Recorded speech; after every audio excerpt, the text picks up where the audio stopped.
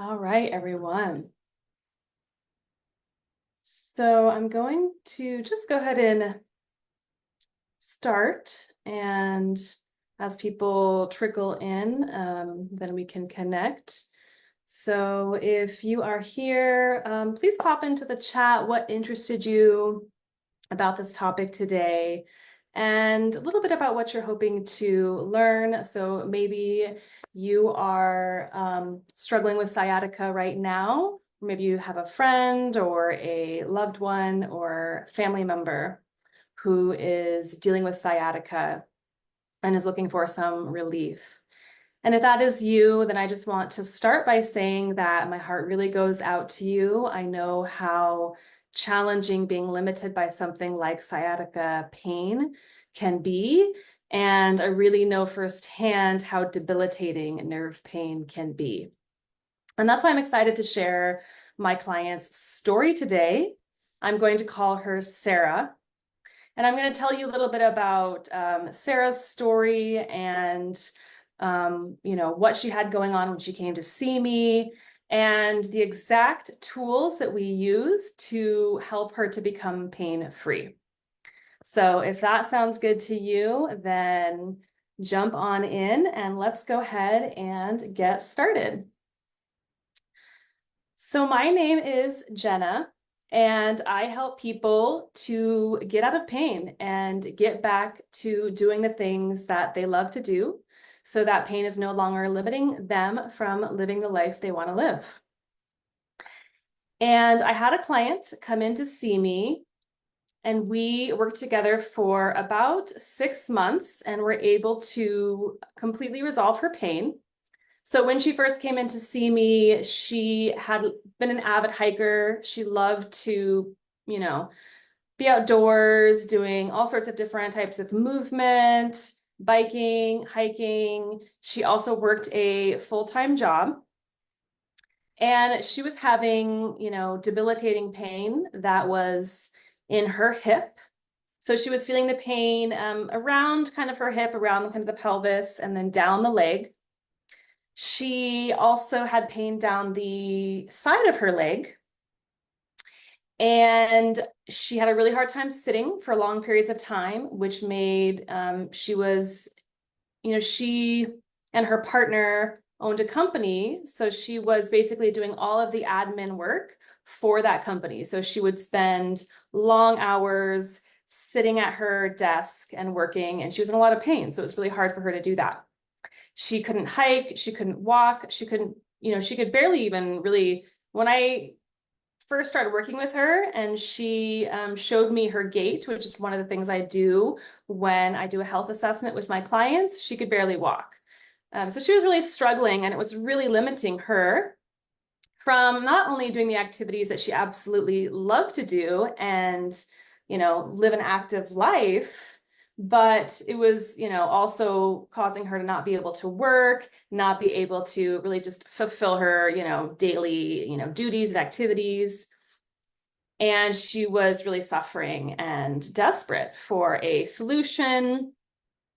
So that's what we're going to go over today, is how we were able to help her get out of pain and get back to doing some of those things. So she was able to, after the end of the 6-month period of working with me, get back to walking, hiking.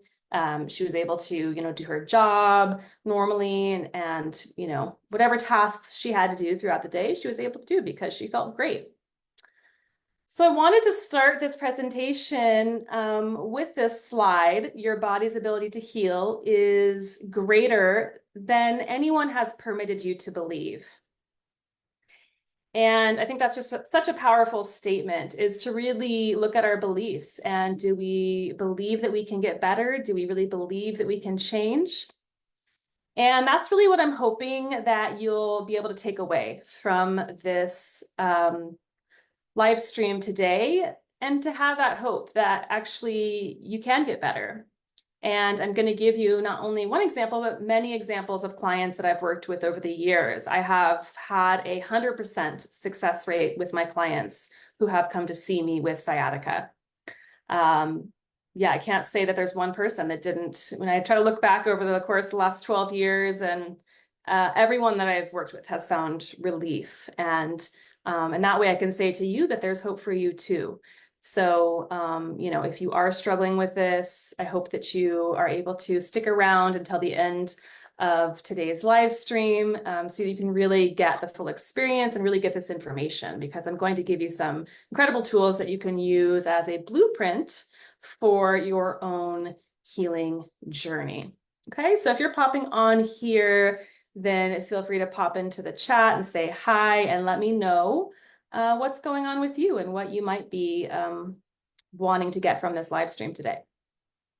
So what is sciatica, and is that why I'm in pain? So a number of clients have come to me and, told me that they have a aching pain or a boring pain down their leg.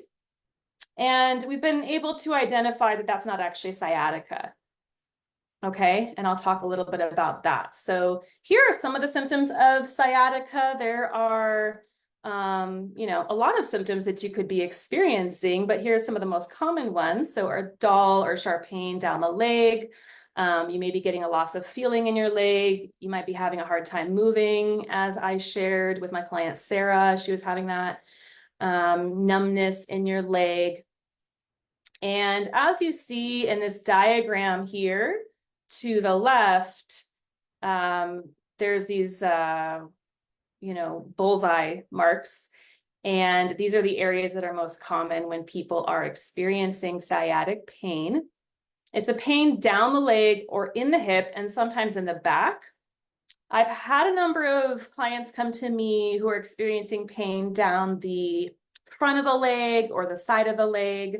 So that is actually a different nerve.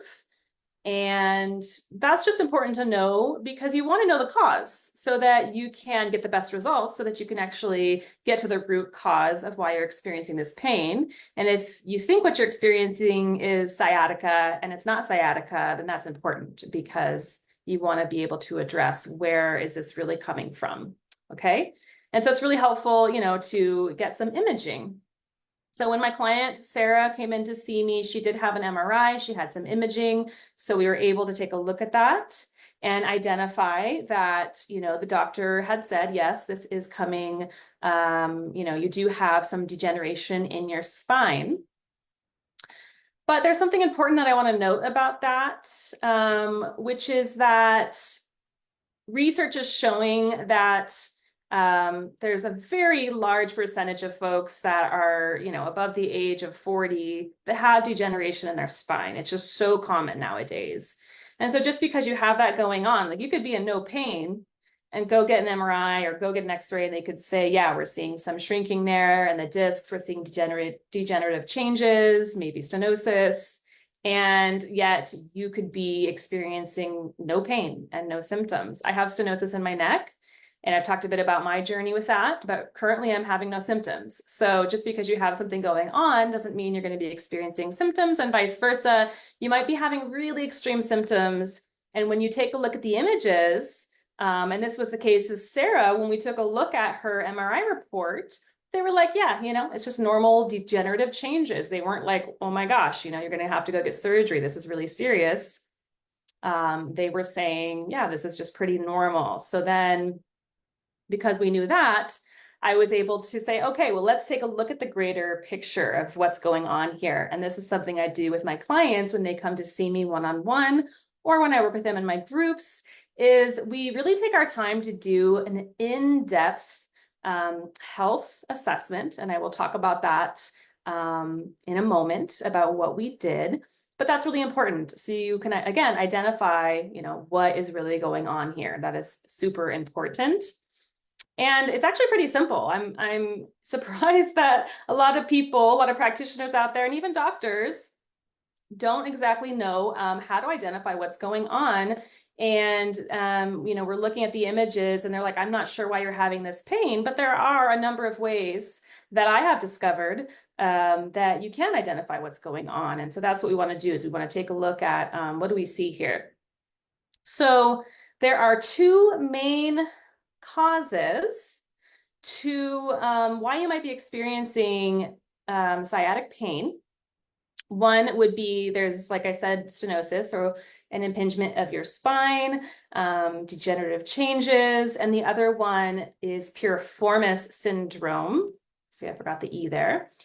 And that is, I'm going to show you an image here of the piriformis. The sciatic nerve travels through the piriformis, okay? And so, but that's only for 15 to 20% of the population. However, if that muscle is tight and your sciatic nerve does not travel through your piriformis, you still can be getting a sciatic nerve impingement from that. But if you are one of those people, the 15 to 20% of folks where that is happening, then, you know, you're definitely going to be at a higher risk of, you know, having piriformis syndrome, which is that nerve pain is coming from that muscle in your glute, in your butt, basically. It's right kind of in the middle of your glute, as you can see in this image to the right, where it's all lit up in red. There's that blue nerve that's traveling down. So that's your sciatic nerve. And if you look closely, I don't know if you can see that, but there is also the nerves that go through the lumbar spine. So if you're able to take a look at that, I have this pointer here. Yeah, that does look like it's working. So I'm pointing right now to where those nerves enter and exit from the spine down into the leg. And you'll see why that would cause so much pain if that's being pinched, especially at the level of your spine. Then of course that's going to really cause a lot of pain going down your leg, and that can, you know, lead to numbness, tingling, a deep, sharp pain. It could be a lot of different symptoms as we discussed.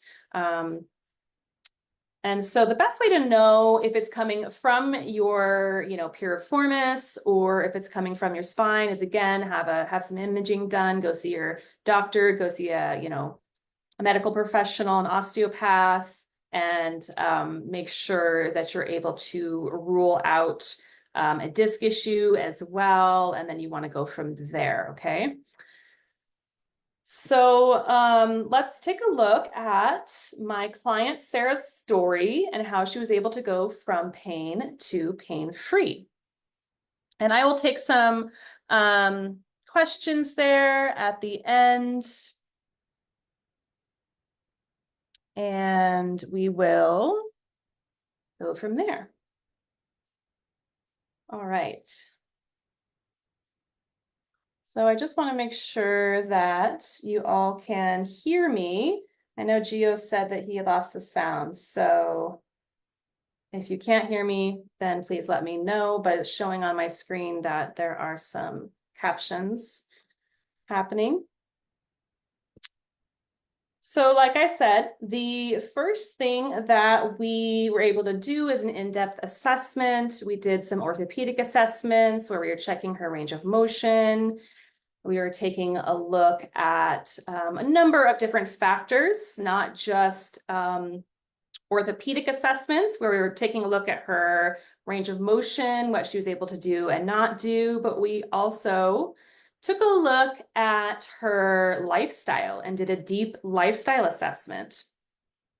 And so this is what I do with my clients. You know, we take a holistic look at what is going on in all areas of your life that could potentially be contributing to the pain that you are experiencing, okay? And so I'm just gonna pop on here, check out the comments really quick and see if anyone's saying anything there. All right, I'm not able to look, so I'm gonna keep going. So the first thing we did was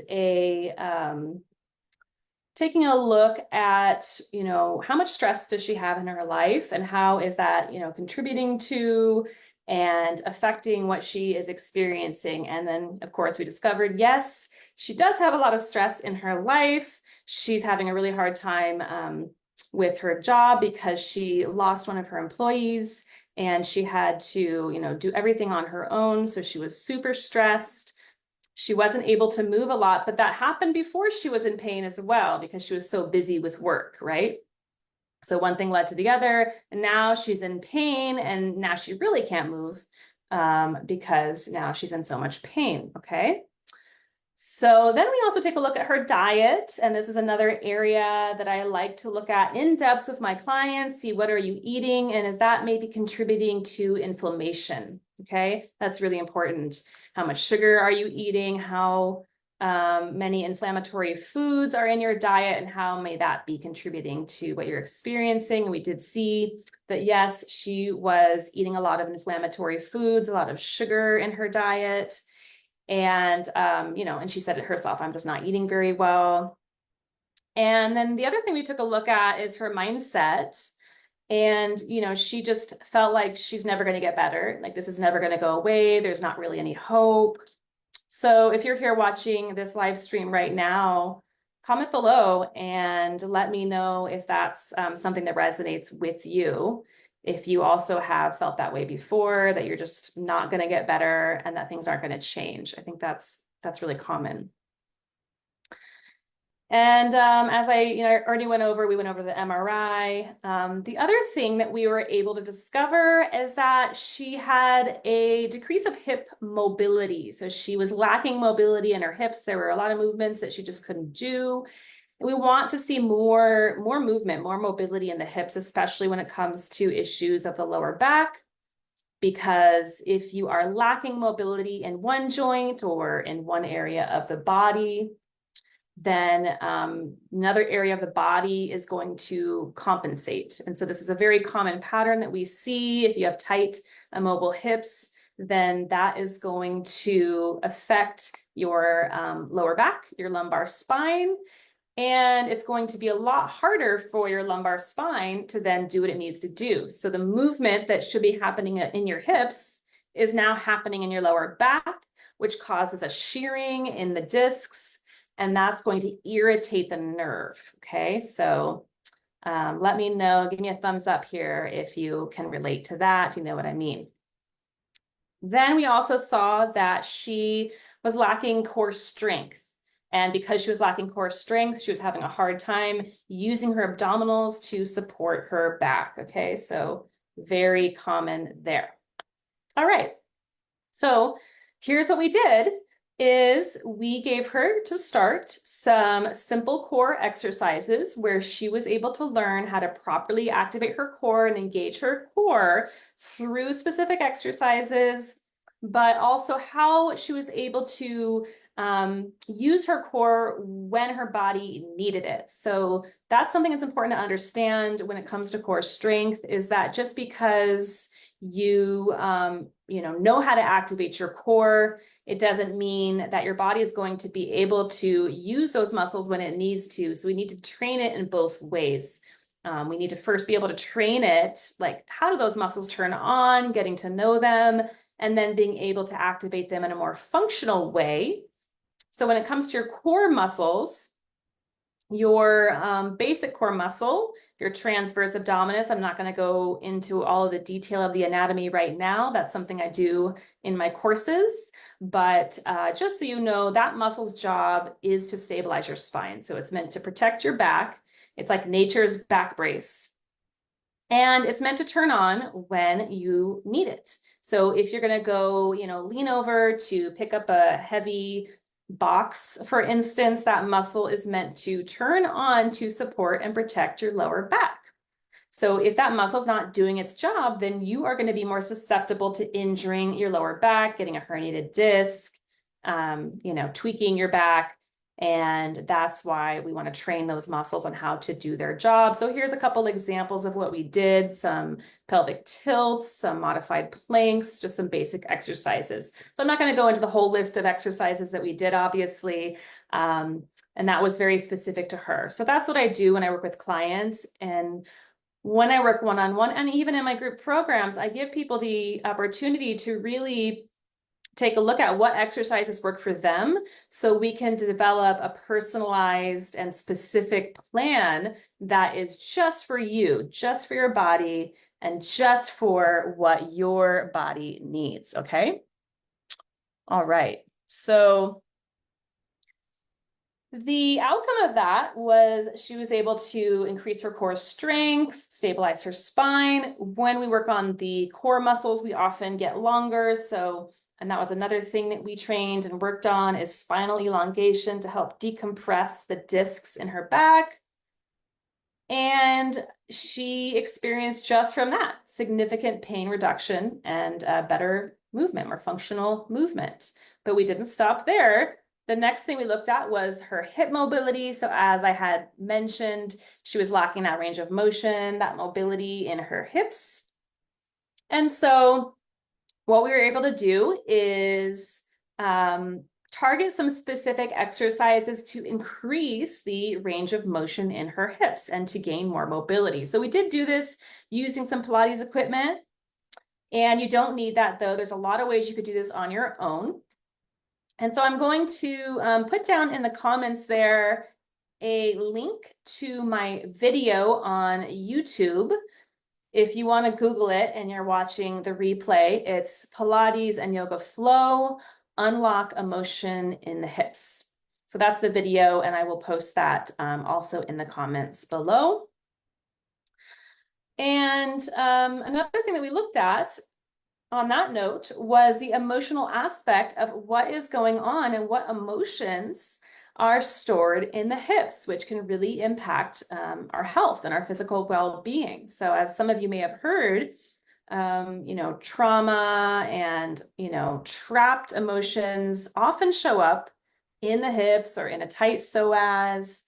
And when we find ways and techniques to unlock those emotions, and it can really help on our healing journey. So this is another thing that I do with my clients when I work with them is we target, what's going on with you, with your very specific situation that's unique to each individual. Okay. And so this is what we found with her. She had some of that going on too. So I was able to give her some ways to work with that, to release those emotions. And I talk about that also in my YouTube video. Okay. So if you are just jumping on here on this live right now, I seem to be having a hard time looking at the comments, but there we go.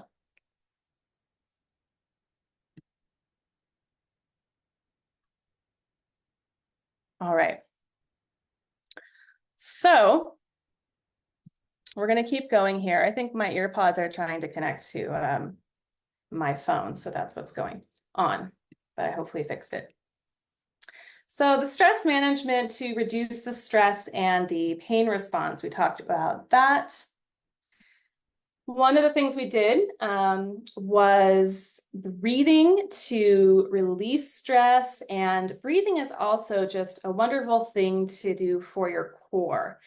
And I go into that again in more depth in my program, but basically when we move our diaphragm, that's activating our core because our diaphragm is one of the 4 core muscles. So it's really important that we learn how to breathe properly.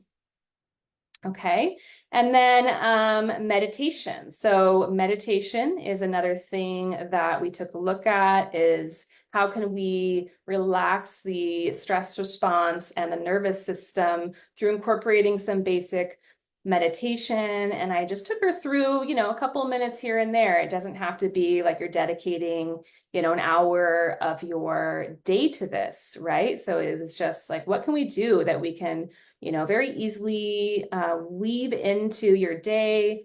And so when she worked with me, this was something that we worked on together. And then she was able to incorporate it into her daily routine, as well as getting more regular movement and exercise, which just came with naturally just feeling better. You're going to want to do more movement. You're going to want to do more exercise. Okay. So I would also suggest checking out my YouTube video for somatic movement and meditation. I have a number of those videos on my YouTube channel, Movement and Mindset with Jenna. And I will also link that there in the comments below so that you can check that out. Okay, so now I want to talk about this study that was done on mindfulness and meditation and how it can improve the symptoms of chronic pain. Yep, did it again. All right, let's change that. So I keep checking my phone to look at the comments. If anyone knows how to do that better, then let me know. But all right, so mindfulness meditation, this study was done by the New York Academy of Sciences. And so you can go online and Google that and check out this study if you would like. But what this study showed us is that mindfulness meditation can really improve our symptoms when it comes to pain. Okay. And so that is, fascinating, right? Super interesting. And so the reason why I wanted to just show this research today is I think that just sometimes it can be hard to get motivated or inspired to develop a meditation practice. But when you see something like this, an actual study that showed that these people were able to improve their symptoms and their quality of life, and it sustained it. They stayed out of pain after there was a follow-up study that was done 3 years later, and these people were still out of pain. So that's pretty exciting, right? So it's things like this show us this really does work, and it's definitely related to chronic pain. And in this study, they also showed that meditation reduced the symptoms of fibromyalgia, migraines, chronic pelvic pain, irritable bowel syndrome, and a lot of other conditions. So pretty incredible there. All right, so now let's move on to the anti-inflammatory diet, which is actually the third pillar of my program. When I work with clients, this is something that we really do a deep dive into. And you may have already heard about some of these anti-inflammatory diets. The paleo diet is an example. The keto diet's really popular right now. That's an extreme example. That's not what I necessarily recommend people do because of how extreme it is and how challenging it can be for folks to stick to that diet. But I try to find ways that people can just incorporate this into their lifestyle so that they don't feel like they're sacrificing, not being able to eat the foods that they love to eat. Anyone that knows me knows I love sweets and that I love chocolate, but I have found ways to eat sugar-free chocolate and make my own treats. And this is something that I go over in my program. So if you're watching this live stream and this is resonating with you so far, then just feel free to drop me a comment below and let me know that you'd like more support with this. And I will reach out to you via Messenger and we can chat a little bit more about how I can support you so that we can come up with an individualized plan that works for you and what you have going on. So this is just some of the things that the anti-inflammatory diet can help you with. It reduces chronic inflammation, supports the immune system, and it can be really great when you're struggling with chronic pain, which is often caused by inflammation. It also will improve your digestive health. So speaking of digestive health, I just want to say really quick that in a couple of weeks, my friend Austin, who is the founder of the Fermenters Club here in San Diego, he is going to jump on this live stream and we're going to talk about fermented foods and the benefit of fermented foods for your gut. So I'm excited about that. I will put some more details about that and share the event with you here in the group. Okay, so let's keep going here. So I just wanted to thank you all so much for joining me today, and I would love to chat with you about how I can continue to support you to get out of pain and get back in the game or get back to doing the things that you love to do, because I know what it's like to be in pain, to have it be limiting you and to be struggling so that it's really hard to just do your day-to-day activities. I know how challenging that can be.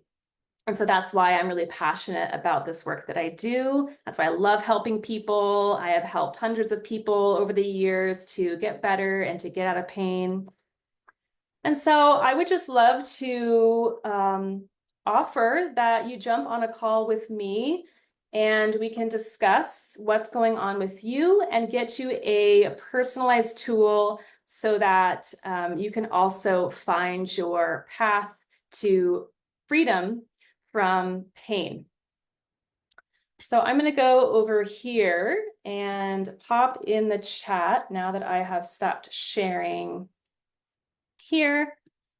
The best way that you can connect with me. I have opened up a few slots this week on my calendar over the next couple days. And so, just for a limited time here, I will be offering that to folks here in this group to have that 15-minute get out of pain call. So I'm going to pop that in the chat right here. You can jump on there, and you can also just send me a DM, a private message if you'd rather do it that way, and you can connect with me that way as well. And I also want to pop in here in the chat a couple of those videos that I talked about. And I would love to just do a Q&A. So if any of you have questions that have joined, feel free to pop in the chat there. Any questions you might be having about what's going on with your body. Maybe you have a friend or a family member that's struggling with sciatica that you would like to get more information of how you could help that person. I'm sure that someone that you know in your life has this going on. It's really, really common. And that's why I'm really passionate about sharing this so I can help people, because again, I just know how this can really affect your life in such a negative way. And the good news is that there's hope. There is a way out of pain, and I'm happy to be your guide. So thank you all for joining me. And just looking at the chat, sorry, Nancy, that the live stream ended for you. Hopefully it didn't end and that you can jump back on. And thanks for being patient while we go over some of this tech stuff here. And I'm looking forward to our next live stream. I will not be doing it on Monday. Monday is a holiday here in the United States. And that live stream is going to be on Friday. So I'm going to move it to Friday at 10 a.m. That's going to be Pacific Standard Time. The date would be September 6th. So I will also post that event here in the group for you all. And I look forward to connecting with you more in the group. And I look forward to seeing you next Friday. I hope you have a good holiday, if that's a holiday for you. And I will talk to you soon. Take care.